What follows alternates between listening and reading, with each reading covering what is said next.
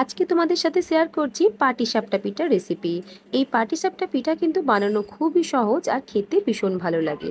তবে এই পিঠা বানানোর সময় কিন্তু এই সমস্ত উপকরণের মাপ একটা বাটি মেপে বা একটা কাপ মেপে অবশ্যই নিতে হবে, তা না হলে কিন্তু প্যানে বা কড়াইতে যাতেই বানান না কেন পিঠাটা কিন্তু আটকে যাবে আর উঠতে চাইবে না। তাই অবশ্যই ঘরে থাকা যে কোনো বাটি বা একটা কাপের মাপ করে উপকরণগুলো নিয়ে নিতে হবে। পাটিসাপটা পিঠার ভেতরের পুরটা কিন্তু অনেকে অনেক রকম করেই বানিয়ে থাকে, নারকেলের কিংবা সুজি। পাটিসাপটার পুরের মধ্যে মিষ্টির ভাগটা একটু বেশি হবে আর ব্যাটারের মধ্যে মিষ্টির ভাগটা কিন্তু একটু কম করেই নিতে হবে, তা না হলে প্যানে বা কড়াইতে কিংবা তাওয়াতে ব্যাটার দেওয়ার সাথে সাথেই ব্যাটারটা কিন্তু আটকে যেতে পারে। এই ছোট্ট ছোট্ট টিপস গুলো ফলো করলেও আপনাদেরও পাটিসাপটা খুব সুন্দরভাবে তৈরি হবে আর প্যানে আটকেও যাবে না, দেখতেও যেমন সুন্দর হবে খেতেও দুর্দান্ত হবে। আচ্ছা, আপনি যে আমার এই ভিডিওটা দেখছেন, আপনি যদি আমার চ্যানেলে নতুন বন্ধু হয়ে থাকেন অবশ্যই চ্যানেলটিকে সাবস্ক্রাইব করে নেবেন।